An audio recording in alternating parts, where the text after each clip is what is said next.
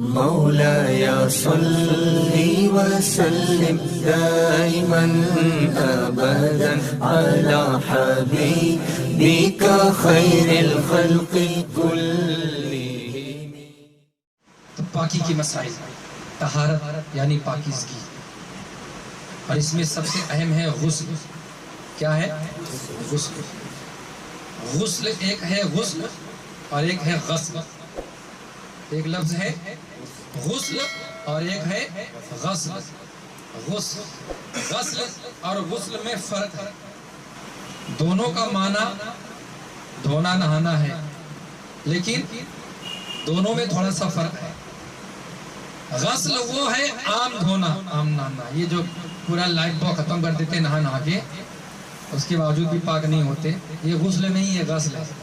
क्या है? गस्ल है। क्यों? क्योंकि वो शरीयत के तरीके के मुताबिक नहीं नहाए, तो पूरी बट्टी साबुन के खत्म कर दिए लेकिन पाक नहीं हुए। और एक साबुन लगाते ही ना, लेकिन शरीयत के मुताबिक नहा लेते, पाक हो जाते। तो जो खूब नहाते रहते हैं लेकिन पाक नहीं होते, शरीयत के मुताबिक नहीं होता, वो गस्ल है। आई बात समझ में? और जो शरीयत के बताए हुए तरीके के मुताबिक नहाते हैं, नापाकी से पाकी हासिल करने के लिए, इसे गुस्ल कहते हैं। क्या कहते हैं? गुस्ल कहते हैं। दोनों में फर्क समझ गया? अब आप गुस्ल करते हो कि गस्ल करते हो, आप खुद फैसला करना है ना। गुस्ल करते हैं कि गस्ल करते हैं, बिल्कुल आसान काम है, छोटा सा हुआ है इसमें सीखने का, बस और कुछ नहीं, आसान काम है, कोई मुश्किल काम नहीं। ऐसे भी आप 2500 मरतबा कुल्ली करते होगे नहाते नहाते, है ना, लेकिन उसी को आप सीख लो कि कुल्ली कैसे करना है, कब करना है, गुस्ल में क्या क्या चीजें फर्ज हैं।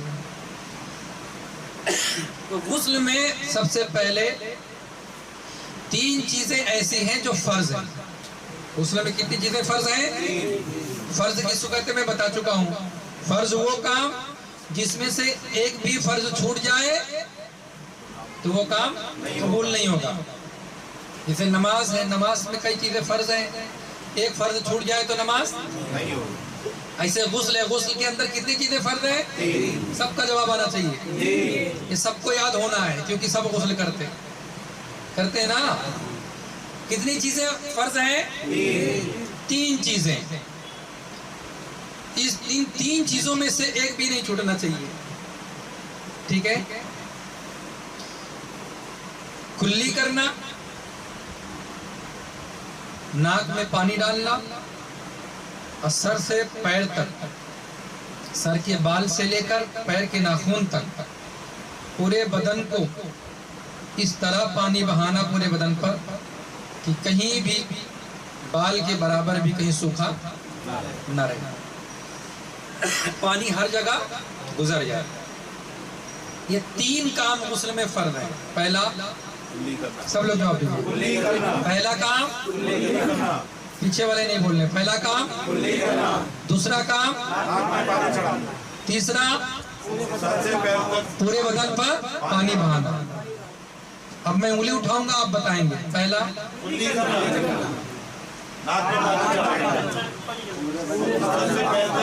पूरे बदन पर पानी बहाना। आगे वाले खामोश हो जाएं, आप पीछे वाले खाली बताएंगे। पहला, सब लोग क्या बता रहे हैं? पहला, दूसरा, तीसरा, पूरे बदन पर पानी बहाना, ठीक है। सबको याद हो गया? ये 3 काम फर्ज है। अब इसकी तफसील सिर्फ सुन लीजिए। कुल्ली करना है तो कुल्ली में अगर इंसान नापाक है तो गरारा भी जरूरी है, गरारा भी करे। गरारा क्या है? मुंह में पानी भर ले, इस तरह करते हैं ना, करके फिर पानी थूकते, ठीक है। 3 बार करे कम से कम। कितनी बार? 3 बार। और फिर 3 बार नाक में पानी चढ़ाए। कौन से हाथ से? उल्टे हाथ से। कुल्ली करेंगे सीधे हाथ से, दाहिने हाथ से, और नाक में पानी चढ़ाएंगे बाएं हाथ से उल्टे हाथ से, ठीक है। और नाक में पानी ऊपर तक चढ़ना चाहिए जहां तक हमारी हड्डी की शुरुआत होती है, नाक की ऊपर तक पानी, ये नहीं कि ऐसा ऐसा बस 3 बार कुछ लोग ऐसा ऐसा ऐसा ऐसा कर पानी ऊपर तक खींचना है आपको। आई बात समझ में? ऊपर तक पानी चढ़ना चाहिए। और फिर छोटी उंगली से, आपको पता है ना, बाएं हाथ की उल्टे हाथ की छोटी उंगली से नाक की सफाई करनी है। ये बात समझ में आई? कुल्ली करके अच्छे से गरारा करके मुंह साफ करेंगे और नाक में पानी चढ़ाकर छोटी उंगली से नाक की सफाई अच्छी तरीके से कर लेंगे, कम से कम 3 बार। अब पूरे बदन पे पानी बहाना है। पूरे बदन पे पानी आप बहाएंगे इस तरह कि कहीं भी बाल एक सूखा न रह जाए। पानी डाल करके पूरे बदन को आप मलिए, बगल पे हाथ ले जाइए दोनों तरफ, जहां बदन के कुछ हिस्से ऐसे जहां तक, जब तक आप वहां पानी नहीं डालोगे हाथ से तब तक खुद से पानी नहीं पहुंचता। अगर आप बैठ के नहा रहे हैं तो ये हिस्सा पैर का बंद है, यहाँ पानी नहीं जाएगा, तो आपको खड़े होकर के उस हिस्से पे पानी डालना है। जो हिस्से मुड़े हुए छुपे हुए वहां तक पानी पहुंचाना है आपको। ये हर एक पे लाजिम है, फर्ज है। पूरे बदन पे पानी डालिए, हाथ से पूरा बदन मसलिए पहले, ठीक है। पूरे बदन पे पानी आपने पहुंचा दिया, जिस तरह तेल चपोड़ते हैं ना, तेल, उस तरह आप पूरे बदन पे पानी को चपोड़िए।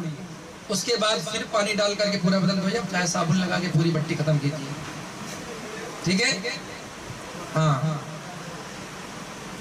ये हो गया फर्ज के हिसाब से गुस्ल का तरीका। अब सुन्नत और मुस्तहब के साथ सुन्नत तरीका क्या है, इसमें सुन्नत को भी शामिल करना है गुस्ल में। शुरुआत कैसे करनी है और खत्म कैसे करना है गुस्ल को। अब गुस्ल की शुरू आप कैसे करेंगे, पूरा तरीका सुन लें। नंबर 1, सबसे पहले अगर आदमी नापाक है तो गुस्ल की नीयत करे। क्या करे? बाथरूम में जाने से पहले बाहर ही नीयत कर ले कि मैं, अगर अरबी में नहीं याद है तो उर्दू में ही सही अपनी जबान थी, कि मैं नापाक हूँ, पाक होने के लिए गुस्ल करने जा रहा हूँ, नापाकी से पाकी हासिल करने के लिए गुस्ल करने जा रहा हूँ, ठीक है। ये अपनी जबान में इंसान कर ले तो भी चलता है, लेकिन उसकी नीयत है, नीयत भी इंशाअल्लाह याद करा दी जाएगी। नीयत करे और नीयत के बाद अब जो है सबसे पहले जब वो अंदर जाए तो पर्दे की जगह पे नहीं, खुली जगह में नहीं, ये बड़ी बीमारी है। अगर कहीं खुली जगह में नहा भी रहा है इंसान, गुस्ल भी कर रहा है, तो इंसान कम से कम इतना कपड़ा पहना हो कि नाफ से लेकर के घुटने के नीचे तक का हिस्सा बंद हो, ढका हो, यानी लुंगी वगैरह कम से कम पहना हो। और लुंगी भी, कपड़ा भी वो सफेद ना पहने। पूरा सफेद कपड़ा गीला होने के बाद बदन का हिस्सा पता चलने लगता है, ठीक है। जैसे आमतौर पर देखो धोती पहन के लोग नहाते हैं, तो सफेद कपड़े से सब जाहिर हो जाता है। मुर्दे को गुस्ल देना है तो लोग वो जैसे कसम खाए रहते हैं सफेद कपड़े में ही गुस्ल देना है। ऐसा कोई जरूरी नहीं है, रंगीन कपड़ा रखे हो ज्यादा बेहतर है, क्योंकि गीला होने के बाद कपड़ा बदन के आज़े जाहिर होने लगते हैं। तो आप कलर वाला रंगीन कपड़ा, लुंगी वगैरह तहमत पहनिए। नाप से लेकर घुटने तक का, घुटने के नीचे तक का कोई हिस्सा खुलना। हाँ, अब वो लोग लुंगी उतार करके और छोटे छोटे कपड़े पहन के नहाते हैं, कोई अंगौछा मान दिया, कोई कुछ कर ले, कोई अंगौछा उतार देते हैं, तो ऐसा नहीं करना चाहिए। हाँ, गुस्ल खाने के अंदर आप नहा रहे, जो चारों तरफ से पैक है, बंद है, किसी की नजर नहीं जा सकती, तो शरीयत ने इसकी भी इजाजत दी है। अब मुकम्मल तौर से कपड़ा उतार दो, बगैर कपड़े के ना हो। हाँ, कुछ लोग अरे तो है कपड़ा नहीं पहन के नहाया था तो वो जो टूट गया ना मेरा, गुस्ल के बाद फिर से वजू बना लूंगा, ऐसा नहीं। आप बंद जगह में, पैक जगह में गुस्ल कर रहे हैं तो आप बगैर कपड़े के भी मुकम्मल तौर से कपड़ा उतार दिए तो भी आप गुस्ल कर सकते हैं, ठीक है, जायज है। ये हो गया। अब जो है पर्दे का एहतमाम कर लिया आपने, अब गुस्ल की शुरुआत करना। गुस्ल की शुरुआत, गुस्ल करना कैसे शुरू करना है। बदन पे कहीं नापाकी लगी हुई है, कहीं, हम नापाकी में क्या क्या लग सकता है, पेशाब कि कतरे छींटे कहीं लग पड़ गए हैं, या इंसान सोया था, सोते में इंसान नापाक हो जाता है, गुस्ल फर्ज हो जाता है ना। और भी तरीके हैं, इंसान नापाक हो जाता है, अपनी बीवी के पास से आया है नापाक। बदन में कहीं भी इंसान की नापाकी लगी हुई है तो गुस्ल शुरू करने से पहले पहला काम उसको करना है कि बदन में जहां जहां नापाकी लगी है पानी डाल करके और फिर साबुन लगा करके उस नापाकी को दूर करे, धो ले। जहां भी बदन में नापाकी लगी हुई है उस पूरे हिस्से को पहले पानी से धो करके अच्छे से नापाकी निकाल दे, बदन से नापाकी निकाल दे। पहला काम समझ में आया? पहला क्या करेंगे, बदन में कहीं भी नापाकी लगी है उसको धो करके साफ कर देंगे। उसके बाद फिर क्या करना है, अब आप दोनों हाथ धो लीजिए अच्छे से, दोनों हाथ धो करके। अब बहुत से लोग क्या करते हैं, इसमें आगे भूल जाऊं, हो सकता है भी आदत बता दूं। बहुत से लोगों आदत होती है गर्म पानी से नहाने, कुछ लोग होते हैं गर्मी के महीने में भी गर्म पानी से ही नहाते हैं, आदत होती है। तो बाल्टी भर के गर्म पानी ठंडा पानी दोनों मिला है, बाद में हाथ डाल के चेक कर रहे हैं ऐसे ऐसे डर डर के, ज़्यादा गर्म है कि कम गर्म है। अगर आदमी नापाक है, जैसे ही उसकी उंगली उसमें टच हुई पानी में, पानी पूरा माए मुस्तअमल उसको कहेंगे, यानी इस्तेमाल किया हुआ पानी हो गया। वो उसके अंदर नापाक आदमी को पाक करने की ताकत नहीं है। आई बात समझ में? उससे आप गंदगी साफ कर सकते हो, उससे आप आग बुझा सकते हो, दूसरे काम कर सकते हो, लेकिन पाक नहा कर पाक नहीं हो सकते। नापाक कपड़ा धोकर उसे पाक नहीं कर सकते। तो उसमें हमको हाथ डालकर चेक नहीं करना है, ठीक है। उसमें हमको देखना ये गर्म है कि ठंडा ज्यादा क्या है। तो आप मग्गे से पानी निकालिए, अब बाल्टी से थोड़ा दूर आप जो है अपने हाथ पे डाल के देखिए गर्म है कि ठंडा है। अब कुछ लोग नहाने भी बैठे, इतना करीब होके बैठते हैं, यूं फड़ा पानी डालते हैं कि आधा पानी बाल्टी में और आधा पानी जिस्म पे और आधा बाल्टी के अंदर। एक छींट भी आपके बदन से लग करके बाल्टी में गई, पूरा पानी माए मुस्तअमल हो गया, नहाने की पाकी के लायक नहीं रहा। बाल्टी से इतना दूर आपको बैठना है कि और इतने आहिस्ता आहिस्ता पानी डालना बदन पे, और बदन पे रगड़ने के वक्त भी ख्याल रखें कि उंगलियों से छिट्टी उड़ करके उसमें किसी भी तरीके से छींट उड़ करके उसमें ना जाए। अब बाल्टी नहीं, कुछ लोग उसमें नहाते हैं, टफ रखते हैं छोटा सा उसमें भर करके, तो वो उसको ऊंचे पे रखें, नीचे रखेंगे ज्यादा ऊंचाई नहीं, उसमें छिट्टा जाएगा, छींट पड़ेगी, वो भी पानी खराब हो जाएगा। तो उसको ऊंचाई पे रखें, पानी हमेशा ऊंचाई पे रहे, किसी चीज के ऊपर रख दे टफ को, ताकि जो है उस पर छींट ना पड़े। अब कुछ लोग बंगलों में अपने वो बड़ा वाला टफ बनवा लेते हैं, है ना, गुस्ल खाने के अंदर, तो पानी भर के उसमें साबुन घोल के और न जाने क्या क्या घोल के लेट जाते हैं उसमें। अब वो छोटा है नापाक आदमी, जैसे उसमें कदम रखेगा वो टफ का पानी नापाक हो जाएगा, तो पाक कहाँ से होगा उसमें ना के। तो टफ में नहाना है अंदर आदमी को, तो पहले वो पाक हो ले, एक बार सादे पानी से नहाकर अपने आप को पाक कर ले, पाक हो जाए, फिर टफ में आप 2 घंटा बैठिए, कोई मसला नहीं है। फिर निकल करके फिर अब सादे पानी से नहा करके जाइए। लेकिन डायरेक्ट नापाक आदमी टफ में जाएगा या इस तरह नहा रहा है कि छींटे उसमें जा रही, तो वो भी पानी खराब हो जाएगा, माए मुस्तअमल गुस्ल के काबिल नहीं रहेगा। ये सब बातें समझ में आ गई? तो छींट से, अपने बदन की छींट से पानी को बचाना है। अब पहला काम क्या करना है? पहला काम सबसे पहले नापाकी बदन से धोना। सब लोग जवाब दीजिए। बदन से नापाकी को धो करके साफ करना है।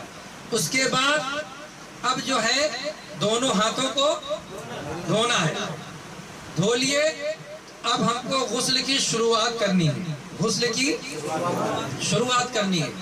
गुस्ल की शुरुआत वजू से होगी। किससे? वजू। वजू आपको करना है, जो नमाज में वजू करते हैं वही पूरा वजू करना है। ठीक है कि पहले आप हाथ धुए, कुल्ली करें, नाक में पानी डालें, हाँ, चेहरा धुले, हाथ धुले, मसा किए, दोनों पैर धुले, ये वजू है ना। नमाज के जैसा पूरा वजू करना है। दोनों हाथ धोने के बाद क्या करना है? वजू करना है। वजू आपने किए, वजू में इस चीज का ख्याल रखिए कि नाखून में पानी जाना, कुल्ली अच्छे से करना। अब जो कुल्ली और नाक में पानी डालना, दो चीजें फर्ज है ना, तो वो दो जो है इसके अंदर वजू में ही हो जाएंगे। जब आप वजू करेंगे तो कुल्ली भी हो जाएगी और नाक में पानी डालना भी हो जाएगा। दो फर्ज पे अमल हो गया। ठीक है, लेकिन उसमें कुल्ली करने में खास ख्याल है, गरारा करना है। अगर आप रोजे से नहीं हैं तो, अगर आप रोजे से नहीं है तो रोजे की हालत में गरारा नहीं करना है। अगर रोजे से आदमी है तो गरारा नहीं करेगा, और रोजे से नहीं है तो गरारा उस पर जरूरी है। गरारा करे, अच्छे से मुंह साफ करे, कुल्ली करे, उसके बाद नाक में पानी डालकर छोटी उंगली से नाक ऊपर तक पानी चढ़ा करके नाक साफ करे, फिर मुकम्मल पूरा वजू कर ले। ठीक है, पहला काम फिर से बोलिए क्या है? बदन में जो नापाकी लगी उसे साफ करना। याद करवा रहा हूं, उससे बार बार पूछ रहा हूं, जवाब देना आपको। दूसरा काम हाथ धोना, फिर तीसरा काम पूरा वजू करना, पूरा वजू करना है।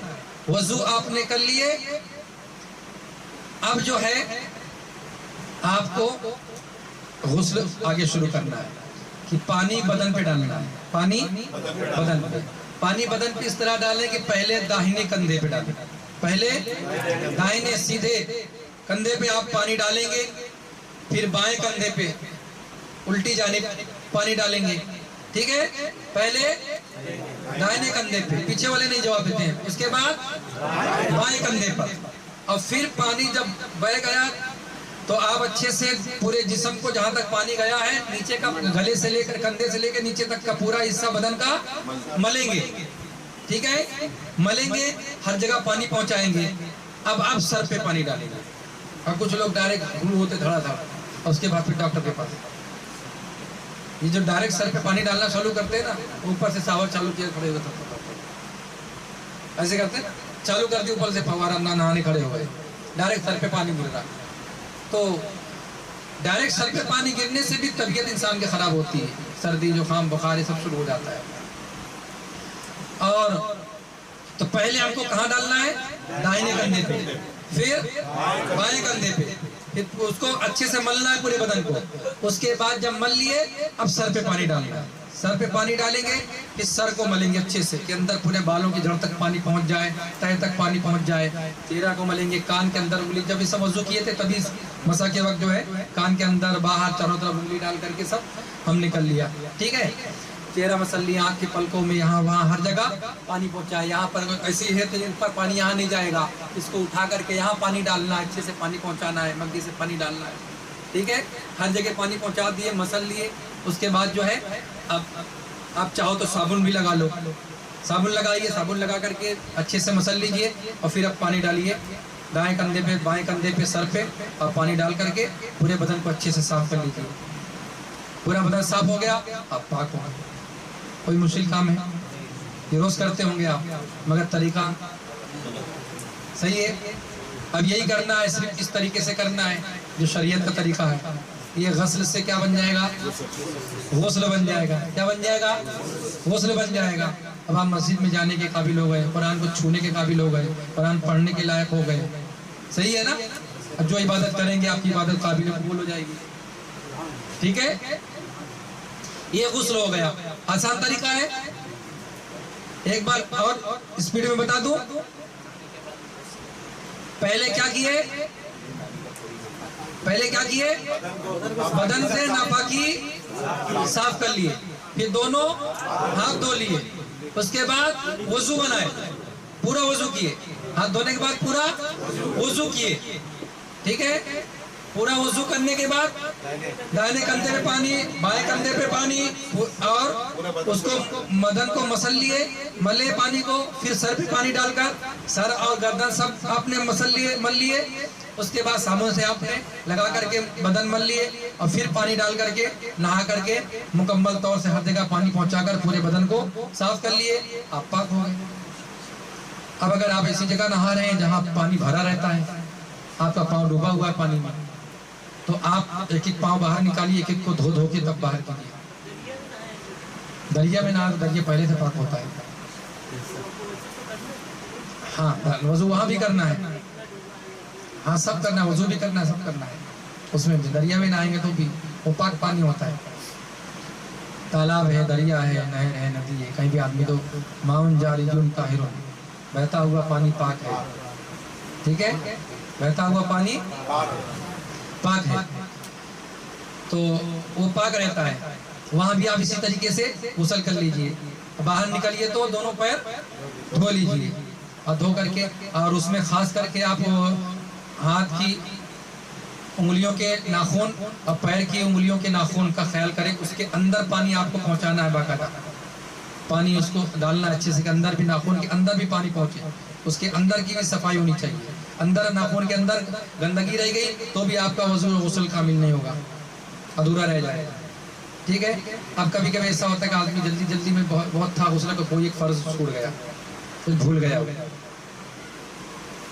मिसाल तौर पर जल्दी जल्दी नहाया, कुल्ली करने भूल गया, है ना।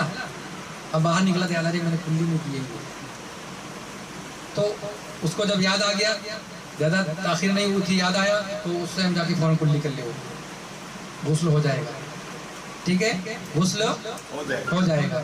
आसान तरीका, किसी को नहीं समझ में आया तो हाथ उठा के मग्गे में पानी लेके समझे उसमें हाथ डाल के ऐसे धो लिए तो वो मग का पानी नापाक हो जाएगा।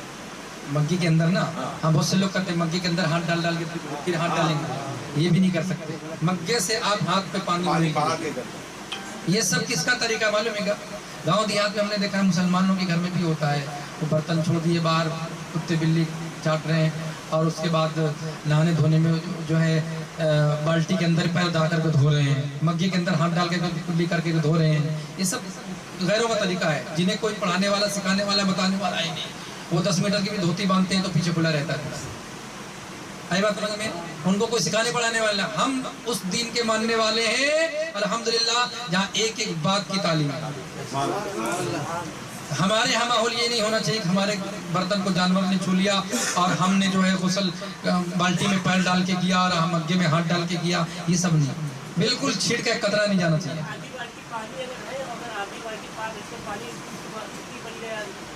हाँ हाँ, पहले भी मैं बताया था शायद इसको, पानी को नल पे चालू करके उसको बहा देने का। बाल्टी सब लोग सुन लें, पानी बहा देंगे, सब लोग सुन लें, जो नए लोग हैं उनको भी मालूम हो जाए कि बाल्टी में चिट्टा चला गया, अब आप पूरी बाल्टी पानी खराब हो, चलो फेंको, कि मौलाना साहब क्या सिखा दिया। अब बम्बई जैसे शहर में तो पानी की किल्लत है ना, तो आप बाल्टी को नल के नीचे रख दीजिए, लगा थोड़ी सी टेढ़ी कर दीजिए, ठीक है, और नल चालू कर दीजिए, पानी जो है बाल्टी में गिरेगा और फिर थोड़ा ऊपर आएगा और बहने लगेगा।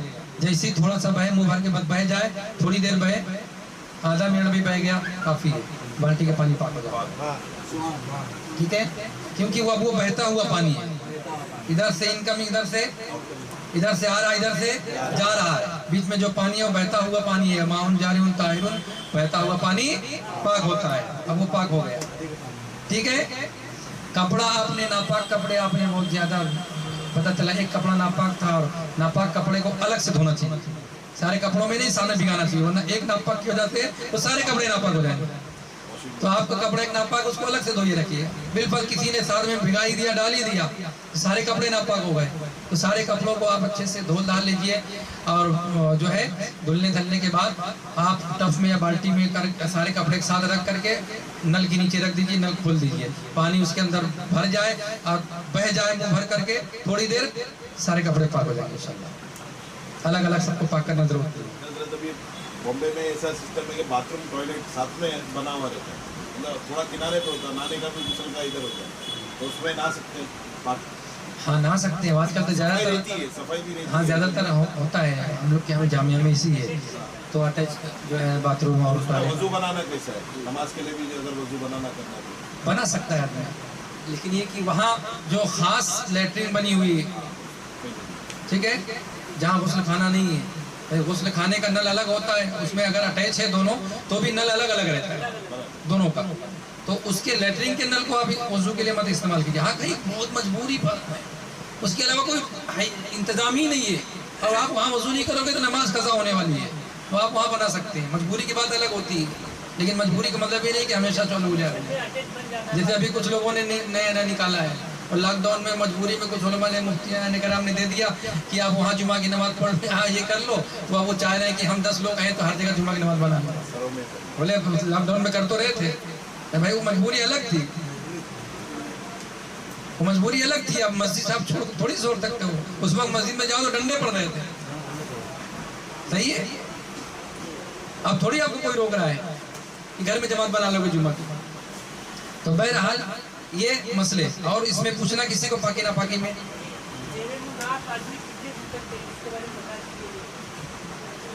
देखिए ये इसको मैं क्योंकि 11 बज चुका है तो इसको छेड़ूंगा तो भी और आधा घंटा कम से कम जाएगा। ठीक, इस तहारत का बयान चल रहा है, इंशाल्लाह इसी को आगे बढ़ाएंगे, उसमें और भी दूसरे मसाइल हैं, सब एक साथ ले लेंगे।